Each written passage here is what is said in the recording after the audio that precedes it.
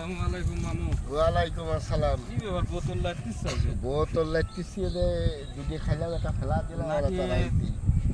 নাকি বোতল টুকানি ধরেছ? না বোতল আর টুকায় গ্রামের দিকে কিনবে। ঘটনা আছে, আজ গরুর মাংস খাইছি বেশি তো এই জন্য এই যে খাইলাম, 7 আপ খাইলাম। 7 আপ খেলা? আচ্ছা ভালো। গরুর গোস্ত খেলা তুমি কি কুরবানি দিছিলে? এই যাও কি এটা মনে করো যে অবাস্তব প্রশ্ন করে ফেলাইলে। পাড়ার লোক থাকতে আমি কেন দেবো? এরাই তো কোরবানি দিয়ে কুল পা না, তা আমি কি করে দেবো? তুমি বিদেশতে না আসলে তুমি কুরবানি দেবে না? আরে বিদেশি লোক কোরবানি দেওয়ার কোনো নিয়ম নেই, দেশে যারা থাকে তারা দেওয়ার নিয়ম।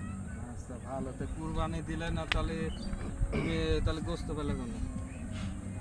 কত লোক কুরবানি দিয়েছে, মনে করো কি দে, কেউ মনে করো যে 2 পিস করে নিয়ে এসে দিয়েছে, কেউ 1 পিস হাট দিয়ে 1 পিস তেল, ওইটাই মানে মিক্স পিস করে ঘাটিয়ে ঘুটিয়ে নিয়ে খাইছি। তাহলে চলো তোমার বাড়িতে যাবো।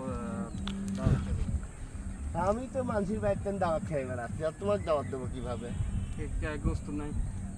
আমি তো কইলাম এই যে পাড়ার লোক দিছিলে লাগিয়ে খাইয়ে শেষ। চায় শুনতে খালি খাই বেড়াইছো? চায়ে চিনতে খালি মনে করো যে না তো খাই খেলে বেড়াইছো। চায়ে চিনতে একটা মানুষ খাইতে পারে, কিন্তু একটা মানুষ চুরি করে খাইতে পারে না। চায়ে চিনতে খাওয়ার বদনাম নেই, আর চুরি করে খালি মানুষ শুনি চোর।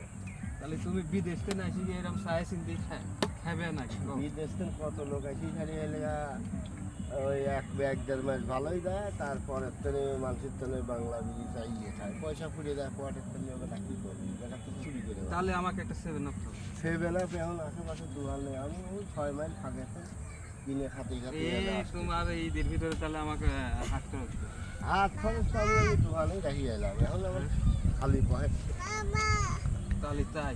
হ্যাঁ, তাহলে হাত খরচও দেবে না? হাত খরচ দেওয়ানি ওই শুক্রবার দিন আমার সাথে দেখা করে আধি রাতে। হাজারহাটে? হ্যাঁ, হাজারহাটে কি জিলিপি খাওয়াবে না? একটা কথা মনে পড়ে গেল। কি? একটা লোক এসে বলতেছে কি হুম। যে হাজিরহাটের জিলিপি খুব স্বাদ, খুব ভালো। তো যে লোকের কাছে বলতেছে সেই লোক বলতেছে যে হাজিরহাটের জিলিপি কি তুমি খাইছাও? হুম। কয় আমি খাই নাই। তাহলে কি দেখাচ্ছে, তোমার আব্বা খাইছে? কয় না, আমার আব্বাও খায়নি, আমার আব্বা ওই একজনের খাতি দিয়ে আছে।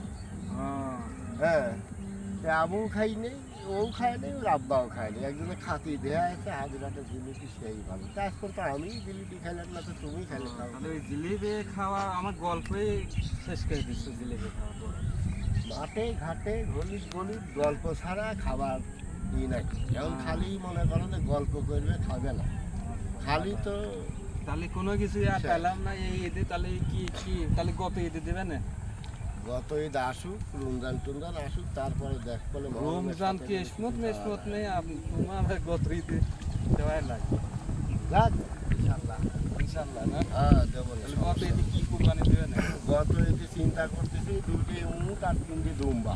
তাহলে তো 1 মাস তো আমি তো চিন্তা করবো না 1 মাস আগে 3 না খাই একবারে খাওয়া লাগবে না? না তাহলে যদি পারো যে খাওয়া লাগবে না, তাহলে আজকে তো নিয়ে চিন্তা করো, একটা বছর না খায় যদি বেচতে পারো, খালি হাওয়া খাবে আর এলাকা জল খাবে। হাওয়া আর জল? হ্যাঁ, আচ্ছা চলে যাও।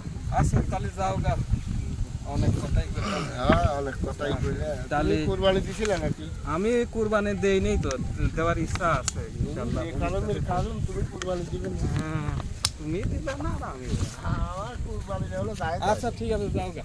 যাদের দায় আছে তারাই তো দেয় না।